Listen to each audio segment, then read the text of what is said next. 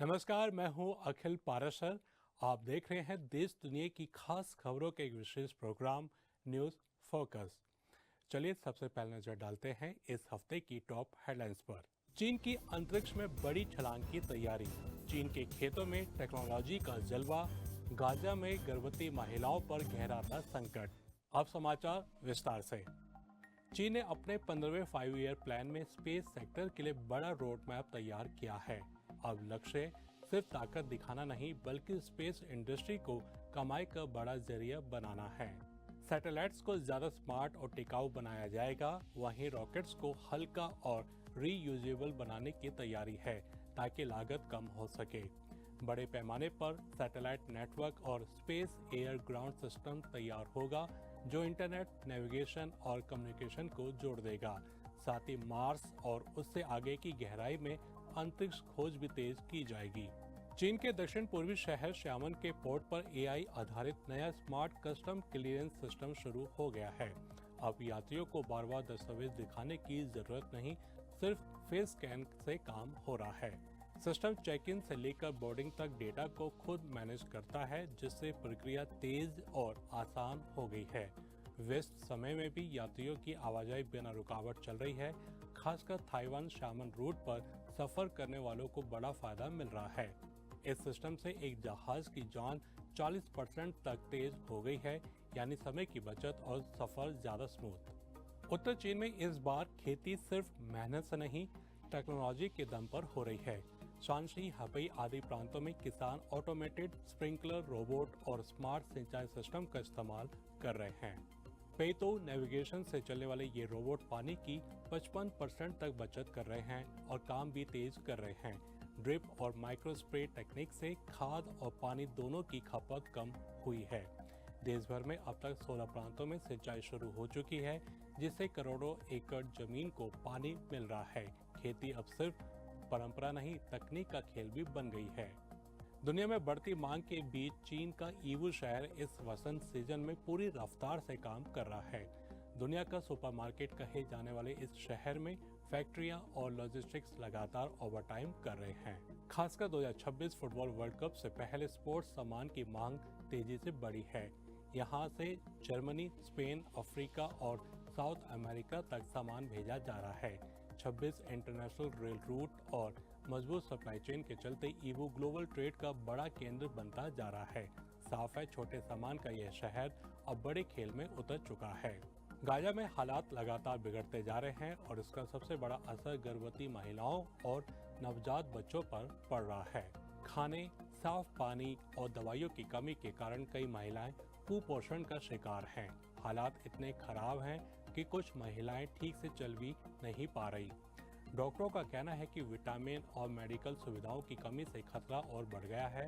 आंकड़े बताते हैं कि कुपोषण से अब तक सैकड़ों लोगों की मौत हो चुकी है, जिनमें बच्चे भी शामिल हैं।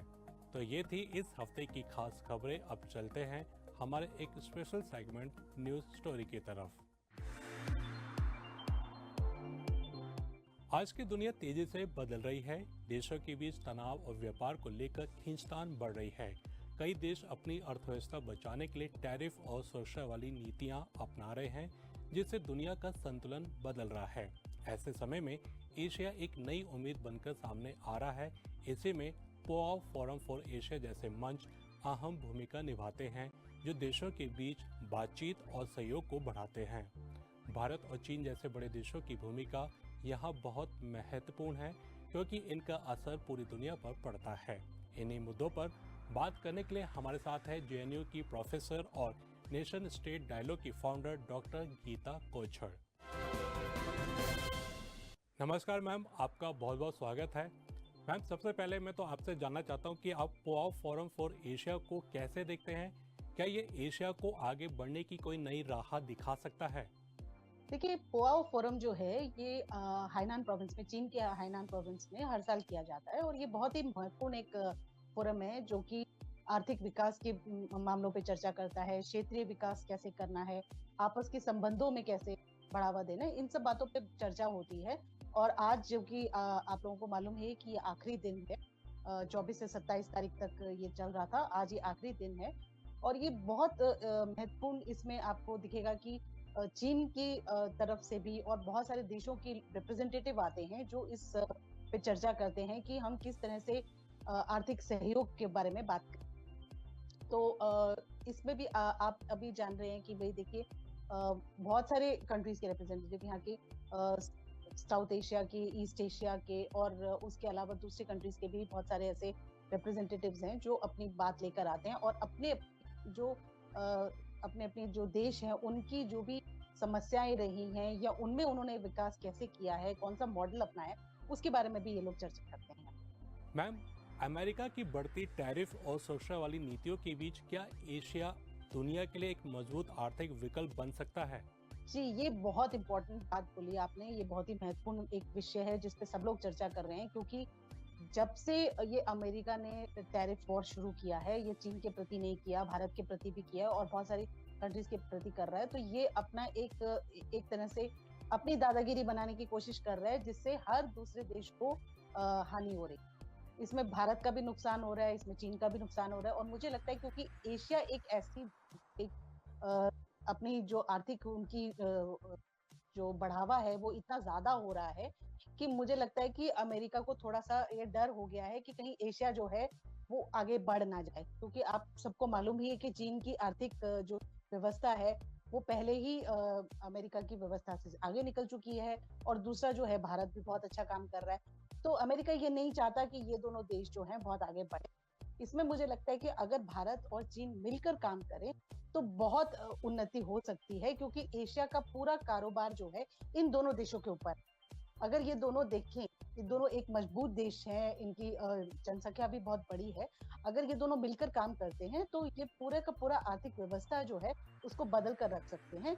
जो अमेरिका जो अपनी दादागिरी दिखा के उनको बोल रहा है कि नहीं हम टैरिफ लगा देंगे, आप नहीं बढ़ सकते हैं या आप लोगों को हम बढ़ने नहीं देंगे, अमेरिका फर्स्ट ही रहना चाहिए, सुपर पावर ही रहना चाहिए, उसको जो है एक तरह का ये लोग चैलेंज दे सकते हैं और दिख ही रहा है कि ये चैलेंज होगा। तो इस बदलाव का जो एक असर हो रहा है उसके ऊपर मुझे लगता है कि भारत और चीन को एक साथ मिलकर काम करना चाहिए और ये कर भी रहे हैं। मैम, एशिया को दुनिया की अर्थव्यवस्था का इंजन कहा जाता है। ऐसे में भारत और चीन का साथ मिलकर काम करना कितना जरूरी है? देखिए ये भी बहुत जरूरी है क्योंकि जैसे अभी मैंने बोला कि दोनों की जनसंख्या भी इतनी बड़ी है और अब जो इनकी अर्थव्यवस्था है वो बहुत बड़ी है।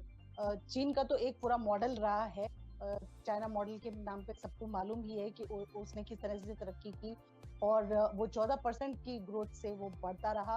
आज की डेट में भी वो 5-6% की ग्रोथ से बढ़ रहा है और भारत भी दूसरी तरफ 6 से 7% की ग्रोथ रेट पे बढ़ रहा है जो कि पूरे अर्थव्यवस्था को बदल दे।